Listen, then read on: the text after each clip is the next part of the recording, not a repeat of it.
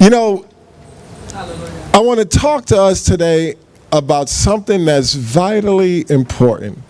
And it's something that you stop thinking about once you get saved. And the topic is, you are important. Amen. You know, when we get saved, we begin to decrease. And sometimes we decrease to a point that we neglect ourselves. You know, and as I was thinking about today's message, the thought came to my mind: separation anxiety. You know, as adults, we suffer with separation anxiety without even knowing it. You know, you try to push your children off, you know, and they don't want to leave you because they're attached to you. And you think it's a light thing, but did you prepare them to be separated from you? And that's something that most parents don't realize. You just don't throw a guppy in the ocean and think that they're going to swim happily away. And so today, as we begin to look at God's Word, I want to look at God's Word with the purpose of you understanding the trust process. Somebody say trust. No, say it like you mean, say trust. See, there's a process to trust. And I have a small definition for trust. And it goes something like this. It was somewhere like this. Oh, trust is confidence that something can be held together. When you have a trust, there's a confidence that it can hold. Amen. You know, like when some of you have hair problems, you trust that spray. Your hair all over the place, you spray that glue gun on it or whatever, and your hair stays like that. Without you trusting, without you doing something, you can't prove that you had trust. There's an action to trust.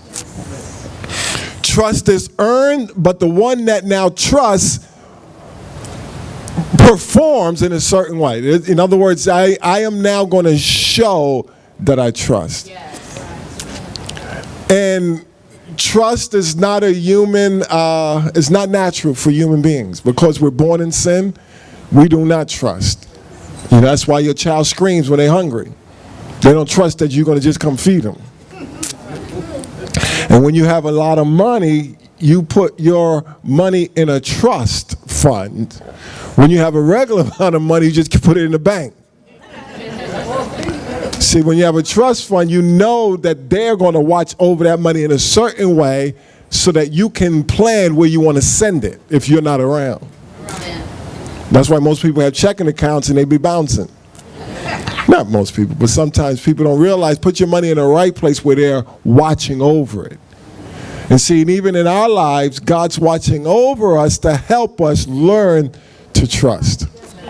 There's a lot of verses telling you to trust, but the reality is your relationship with Him is the only way you're going to learn how to trust. The Bible says trust in the Lord, but it doesn't show you how to trust in the Lord. I mean, you know, over the situations in the Bible, you find out how. And I wrote this: attacks come to bring attention to separation anxiety. I had a very, very unkind title to this message. It's very unkind, so somebody say, I want to hear it. I'll hear it. It says, now that I have your attention. That was terrible. You go through so much in this Christian walk, and God looks at you like, do I have your attention now? The world seems okay. They seem like they have everything going on. They have their jobs, they have their homes, they have their future plan. And it seems like a lot of believers are going through all kind of trauma. You know, separations from spouses, children, and being by yourself. And many people can't even process it. And it's not the fact that being alone is the issue, it's the attacks while being alone. Some people can't wait to be alone. Others dread being alone. Jesus lived a solitary life because Not that he enjoyed being alone, but he knew he was never alone. Amen. See, many times we're alone and we really are alone because we realize that we're not alone. You have to learn how to acclimate to no one being around. And I'll be honest with you. Can I be honest with you? You're going to be attacked from an unseen world. And that world is worse than the seen world. At least if your sister attack you, you can fight. You can yell at them, scream at them, even push them to feel a little relief. Come on, help me. But when the enemy is unseen, it's like, who am I going to push? Because his unseen enemy now can disguise himself as you. They can use your voice, your thoughts, to bring you into abject terror. Jesus, my God. And so when you begin to learn how to trust, God begins to first put you alone, place you in a place of solitude so that you can find out what you're really made of. And the word comes up, now that I have your attention. Economically, you could be doing fine, and then you find yourself needing or lacking, and God will still be able to say, now that I have your attention. Not that he puts you in these scenarios, they afford us an opportunity to think. When you're out in the desert, sooner or later you're going to be thinking, where's the water? Come on. But while you're on vacation, swimming in the beach, right, down in Melbourne or wherever the beaches are, you're not thinking about drinking water. But if you see a shark fin, you're going to think about how fast can I swim. Now that I have your attention. God is all the while trying to get us to a place that he has our attention.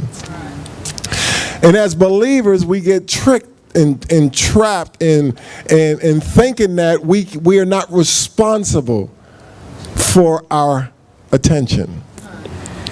God can at any time change your situation, but he cannot change you if you do not adhere to the situation. Many times people don't understand, people do stuff that they don't want to do. And you think God changed their heart. No, God just moved their hands. All right, only got 3 amens, so I got to tell you the story. The children of Israel were kind of in captivity during the days of Esther. And the king had a wife. Now, you know, some people read the story different. The king had a big party, so normally, to me, if the king is having a party, his wife should be able to have a party at the same time. So she has a party, he has a party, and he said, well, we all drunk, called for my wife. She said, I'm not coming. He said, and he was upset. His friend said, you know, if you don't get rid of her, all the other wives are going to go buck wild. So he got rid of her. All the other wives learned to unbuck their wild. And we have to understand, people. Look at me. I'm going to be honest with you. Somebody say, be honest. Each and every one of us in this place can be filled by the devil at any moment. Any one of us born of a woman can think we have an original thought. Come on. Listen, there is no originals. Jesus was the only original. Every one of us are human, subject to the same passions and temptations. That's right. Come on, Pastor. We're all one human being, and we are all subject to a temptation. Satan can give you a thought he didn't give somebody else. You'd be like, you know what, I just got this thought, and you think it was yours. No, he gave it to you. That's why we need to be safe as Christians and stay as close to God as possible. Every cult starts from a church. They don't start from around the block.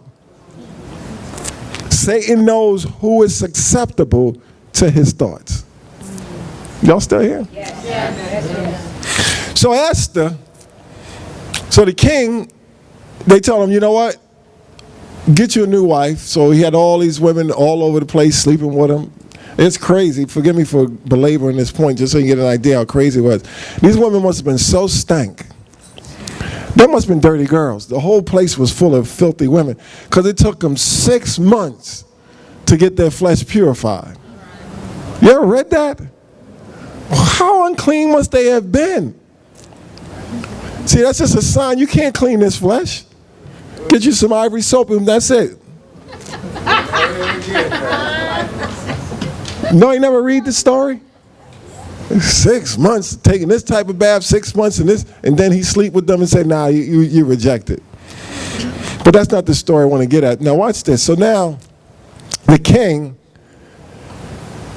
somebody plans to kill the king. This guy named Mordecai tells this story, and it's done away with and gone. Later on, this other guy is jealous of Mordecai, so he wants to now kill Mordecai. Watch what I'm getting ready to try to tell you. Now this situation is twisted where the guy wants to kill Mordecai, sets up Mordecai's niece, who happens to now be the king's wife. And now the king is in a scenario where this guy wants to kill my wife. It's so bugged out. The reason why I'm trying to say this, somebody say, tell me why. God is setting the stage for you. But if you are going to be dormant and do nothing, you won't have a proper scenario play out. See, those people that you don't want to be around, that you're supposed to be around, they can be the tools he uses when it's time. But if you want to be a monk staying by yourself in a cave, don't expect a rock to cry out for you. That's right. What's that little dude's name? Joseph? He was in prison, minding his business. Told a dream, told 2 guys, remember me? One guy forgot, he got killed. The other guy remembered 12 years later or something like that. He said, oh, now I remember. There was a guy in prison. He says, he's still there? Oh, yeah, I think he is. My bad. But he did something to cause a scenario to be on file. Come on, help me. God is at work in your life. You might go through some confusing times, but you have to understand he is all the while working. So while this guy made a gallows to hang Mordecai on, it got to a place where the king and this guy was drunk, and the wife said, this guy's trying to kill me. And the king was like, this dude? And he does like a spin, oh no, and he walks out the room. And the guy is pleading with him. Watch this scenario. You got to understand, because you're in a tight situation, but God is working it out for you. I'm just going to give you the whole story just to show you that God will make things appear one way in someone's mind in order to facilitate your next move. The king steps out the room. The guy stands up and he's pleading with her, and they lay on beds when they talk. So the queen is laying on her bed, and he is on the bed pleading with her. So the king comes back in the room. Oh, now you want to rape my wife? And by the time that came out of his mouth, the men came and grabbed him.